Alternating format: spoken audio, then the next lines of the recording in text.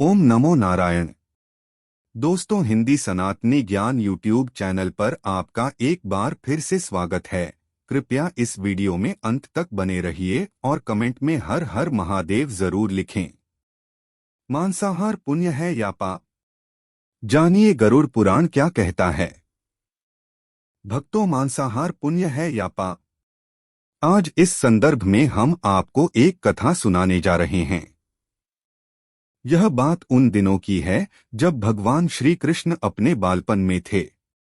एक बार जब श्री कृष्ण एक पेड़ के नीचे बैठे बांसुरी बजा रहे थे, उसी तरह एक हिरन दौड़ता चला आया और उनके पीछे जाकर छुप गया।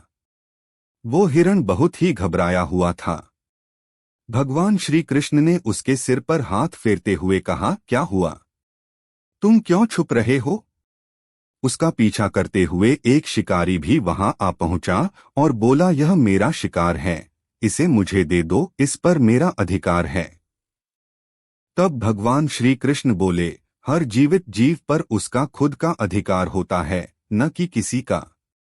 तब वह शिकारी क्रोध में बोला, यह मेरा शिकार है, इसे मैं पकाकर खाऊंगा। तब भगवान श्री कृष्ण बोले, किसी भी जीव को मारकर खाना पाप की श्रेणी में आता है। क्या तुम पाप के भागी बनना चाहते हो? मांसाहार पुण्य है या पाप, क्या तुम धर्म को नहीं जानते? तब वह शिकारी बोला, मैं तुम्हारे जितना शिक्षित तो नहीं कि यह जानूं कि मांसाहार पुण्य है या पाप, पर मैं यह जानता हूं कि जीव को मारकर खाना, इसमें कोई हर्ज नहीं। मांसाहार से तो एक तो वह जीव को जीव बंधन से मुक्त कर रहा है, फिर क्यों मांसाहार से मना किया जाता है? मांसाहारी होने को क्यों नहीं कहा जाता? वैसे भी मैं इसको मारकर नीच योनि से मुक्ति दिलाकर पुण्य ही कमा रहा हूं, फिर इस पर पाबंदी क्यों? इसे तो प्रोत्साहित करना चाहिए। जहां तक मैंने सुना है, जीव हत्या तो शास्त्रों में भी बताया गया है। राजा लोग शिकार किया करते थे।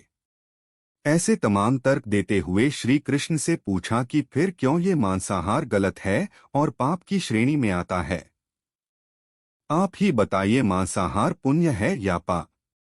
भगवान श्री कृष्ण समझ गए कि इसकी बुद्धि मांस खाने के कारण तामसिक हो गई है और उसने सोचने और समझने की बुद्धि भी खो दी है। फिर भगवान श्री कृष्ण बोले, इस अंतहीन विषय पर पहले मैं कोई राय नहीं दूंगा। मेरी इस छोटी सी कथा सुनने के बाद तुम ही उत्तर देना कि मांसाहार पुण्य है या पाप और तुम्हें मांस खाना है या नहीं।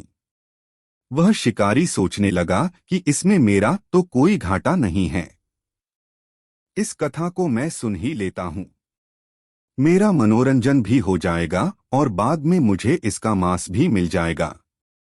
तो भगवान श्री कृष्ण ने अपनी कथा आरंभ की। एक बार मगध में खाद्य संकट खड़ा हो गया तो अन्न का उत्पादन कम रहा। राजा को चिंता हुई कि यदि इस समस्या का शीघ्र निदान नहीं किया गया तो संरक्षित अनाज कोष भी खत्म हो जाएगा और संकट भीषण हो जाएगा। तो सम्राट ने अपनी राज्य सभा में पूछा, देश की खाद्य समस्या को सुलझाने के लिए सबसे सस्ती वस्तु क्या है? मंत्रीगण सोच में पड़ गए। चावल, गेहूं, आलू इत्यादि पदार्थों को उगाने के लिए बहुत श्रम करना पड़ता है। वह तभी प्राप्त होते हैं जब प्रकृति का प्रकोप न हो। ऐसे में तो कुछ सस्ता हो ही नहीं सकता। तभी शिकार का शौक रखने वाले एक मंत्री ने सोचा कि यही उत्तम अवसर है। क्यों न अंधाधुंध शिकार के लिए राजा की अनुमति ले ली जाए। उसने सभा में कहा कि सबसे सस्ता खाद्य पदार्थ है मांस। इसके लिए धन का खर्च भी नहीं है और पौष्टिक खाना भी मिलता है। सभी सामंतों ने इस बात का समर्थन कर दिया, लेकिन मगध के प्रधानमंत्री अभी भी चुप थे। सम्राट ने पूछा, प्रधानमंत्री आप चुप क्यों हैं? आपने कोई अनुमोदन नहीं किया, आपका क्या मत है? प्रधानमंत्री ने कहा, मैं यह नहीं मानता कि यह कथन सही है कि मांस सबसे सस्ता पदार्थ है। फिर भी इस विषय पर मैं अपने विचार आपके सामने कल रखूंगा। प्रधानमंत्री उसी रात मांसाहार का प्रस्ताव रखने वाले सामंत के घर पहुंचे। सामंत ने इतनी देर रात प्रधानमंत्री को अपने घर आया देखा तो वह घबरा गया। किसी अनिष्ट की आशंका से वह कांप गया। प्रधानमंत्री ने कहा, संध्या को महाराज बीमार हो गए। उनकी हालत बहुत ही खराब है। राजवैद्य ने कहा है कि किसी शक्तिशाली देह का 2 तोला मांस मिल जाए तो राजा के प्राण बचाए जा सकते हैं। आप महाराज के सबसे विश्वास पात्र हैं, इसीलिए आपसे योग्य कौन होगा। इसके लिए आप जो भी मूल्य लेना चाहें ले सकते हैं। आप कहें तो इस काम के लिए मैं आपको 1 लाख स्वर्ण मुद्राएं भी दे सकता हूं। एक बड़ी जागीर भी आप मांग सकते हैं। बस आप अपनी इच्छा कहें। मैं कटार से आपके हृदय को चीर कर बस 2 तोला मांस निकाल लूंगा। यह सुनकर सामंत के चेहरे का रंग फीका पड़ गया। वह सोचने लगा, जब जीवन ही नहीं रहेगा तो लाख स्वर्ण मुद्राओं से मैं क्या करूंगा और बड़ी जागीर भी किस काम आएगी। वह झटपट अंदर भागा और अपनी तिजोरी से 1 लाख स्वर्ण मुद्राएं लेकर आया। मुद्राएं देकर उसने प्रधानमंत्री के पैर पकड़ लिए और गिड़गिड़ाते हुए बोला, श्रीमंत, मैं आपकी 1 लाख मुद्राओं में अपनी 1 लाख मुद्रा और मिलाता हूं। इस पैसे से आप किसी और सामंत के हृदय का मांस खरीद ले, किंतु मुझे जाने दे। यह बात किसी और को पता न चले। मैं आपसे आग्रह करता हूं। प्रधानमंत्री जी यह सब समझ चुके थे। वह उसे थोड़ी और मानसिक पीड़ा देना चाहते थे। प्रधानमंत्री ने आगे कहा, सामंत, आप शरीर से बलिष्ठ हैं। आपकी कद काठी महाराज से मिलती जुलती है। इसीलिए राजवैद्य ने खास तौर पर आप ही का नाम लिया है। आपके दान से हमारे अच्छे राजा की जिंदगी बच सकती है। आप कहे तो मैं आपको प्रधानमंत्री का पद देने को तैयार हूं और खुद आपका कर्मचारी बनकर रहूंगा, पर प्रजा से हमारे राजा न छीने। सामंत तो फंसता हुआ दिख रहा था। उसने शरीर पर अंगवस्त्र रखकर अपने जूते भी पहन लिए। जैसे ही वह वहां से भागने वाला था, वह तुरंत प्रधानमंत्री के पैरों में लेट गया। उसने याचना की कि प्रधानमंत्री, मैं इसके योग्य नहीं हूं। जब प्राण ही नहीं रहेंगे तो प्रधानमंत्री पद का या राजा का सिंहासन भी मिल जाए तो मैं उसका क्या करूंगा। आप चाहें तो मेरा सब कुछ ले ले, पर मेरे प्राण न लें। मैं अपना ये भवन और सारा धन आपको सौंपता हूं। रातों रात राज्य से निकल जाऊंगा। इतना कहकर वह अपने घोड़े की ओर भागा और जैसे ही अपना घोड़ा गठने लगा, आवाज आई, अभी अभी अपने पीछे गए तुम अपने परिवार को भी छोड़े जा रहे हो। सामंत बोला, मेरे प्राण से प्रिय कुछ भी नहीं है। जब जीवन ही न रहेगा तो कुटुंब का क्या करूंगा। जीवन रहा तो ऐसे ही सुखी रह लूंगा। इतना कहकर घोड़े पर छलांग लगाकर बैठ भी गया। वह अभी चलने को ही था कि प्रधानमंत्री ने घोड़े की साख पकड़ ली। वह सामंत से बोला, भागने की जरूरत नहीं है। आप आराम से घर पर ही रहो। मैं किसी और का प्रयास करता हूं। यह कहकर प्रधानमंत्री वहां से चले गए। प्रधानमंत्री के वहां से जाने पर सामंत के अंदर कुछ जान तो आई, परंतु बेचैनी बनी रही। उसकी नींद खराब हो चुकी थी।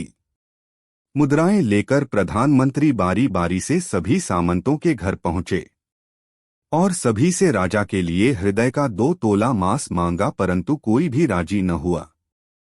सबने अपने बचाव के लिए प्रधानमंत्री को लाख और 5 लाख मुद्राएं तक दे दी।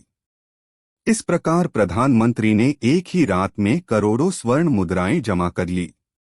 फिर सुबह होने से पहले ही अपने महल में पहुंच गया।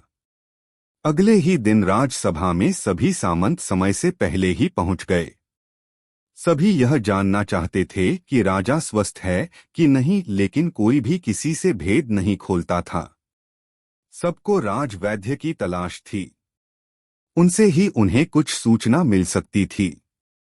प्रधानमंत्री ने सैनिकों को आज्ञा दे रखी थी कि जब तक महाराज राजसभा में न आए किसी भी सामंत को भी महल से बाहर जाने की आज्ञा नहीं है। राजा सभा में अपनी चिर परिचित गति में आए और अपने सिंहासन पर आकर बैठे। सभी सामंतों ने देखा कहीं से भी राजा उन्हें अस्वस्थ नहीं लगे। उन्हें तो कुछ हुआ ही न था। प्रधानमंत्री ने उनसे झूठ बोला। हर सामंत के मन में यही विचार चल रहा था, पर कोई भी किसी और को कुछ भी न बोल रहा था। तभी प्रधानमंत्री ने राजा के समक्ष 1 करोड़ स्वर्ण मुद्राएं रख दी। राजा ने पूछा, ये स्वर्ण मुद्राएं किसके लिए है और कहां से आई? प्रधानमंत्री ने कहा, 2 तोले मांस के लिए इतनी धनराशि जुटाई है, पर मांस न मिला। अपनी जान बचाने के लिए सामंतों ने यह मुद्राएं दी हैं। अब आप यह विचार कीजिए मांस कितना सस्ता है। राजा को बात समझ में आ गई। उन्होंने प्रजा को अतिरिक्त परिश्रम करने का निवेदन किया और राजा के अनाज भंडार में से अनाज निकालकर श्रमिकों को दिया गया। उन्होंने पौष्टिक सब्जियों की खेती का तुरंत आदेश दिया। वह 1 करोड़ स्वर्ण मुद्राएं इसी कार्य के लिए और श्रमिकों के कल्याण के लिए खर्च की गई। ऐसे साग सब्जी तेजी से उगी जिससे प्रजा का कल्याण भी हुआ और पौष्टिकता भी मिली। कुछ समय बाद मौसम अनुकूल हुआ और खेती लहलहाने लगी। इस प्रकार राज्य से खाद्य संकट दूर हुआ। तो मित्रों, जीवन का यह मूल्य भगवान श्री कृष्ण हमें इस कथा के जरिए समझाना चाहते हैं कि हम यह न भूलें कि जिस तरह हमें अपनी जान प्यारी है, उसी तरह सभी जीवों को अपनी जान प्रिय होती है। अपने दिल से जानिए पराये दिल का हाल। यदि संसार के संबंधों से मुक्त करने का तर्क सही है, यदि जीव हत्या जीव को संसार बंधन से मुक्त करने का तरीका है, तो अत्याचारी द्वारा किया गया नरसंहार भी मान्य है। वह भी ये तर्क दे सकते हैं कि वह लोग जीवन के कष्ट से आप लोगों को मुक्त कर रहे हैं। अगर उसके लिए वह जीवन बोझ होता तो कभी भी अपनी जान बचाने के लिए संघर्ष नहीं करता, आपसे भागता नहीं। जो आपके सामने असहाय हो जाता है, उसे प्राण गंवाने पड़ते हैं। जिन जीवों को मारकर आप खा रहे हैं, उन्हें तो प्राण बचाने का अवसर भी नहीं मिलता। बर्बरता सिर्फ वही नहीं है जहां सिर्फ मानव का रक्त बहता है। बर्बरता उसे भी कही जाती है जहां स्वार्थ के लिए किसी जीव की हत्या कर दी जाए। हम अंत समय में जिंदगी भर के पापों के लिए जिंदगी भर सुकर्म करने की कोशिश करते हैं, परंतु हम यह भूल जाते हैं कि जब वह जीव हमारे लिए काटा गया और हमारे लिए तड़पा, उसका श्राप हमें इस जीवन में ही नहीं बल्कि अगले जीवन तक नहीं छोड़ता। परमात्मा से यह ज्ञान पाकर शिकारी परिपूर्ण हो गया और उसे ज्ञान की प्राप्ति हो गई और वह जान गया कि महानता जीवन लेने में नहीं बल्कि जीवन देने में है। शिकारी भगवान के आगे हाथ जोड़कर वहां से चला गया और उसने कसम खा ली कि वह अपने संपूर्ण जीवन में किसी को भी कभी चोट नहीं पहुंचाएगा।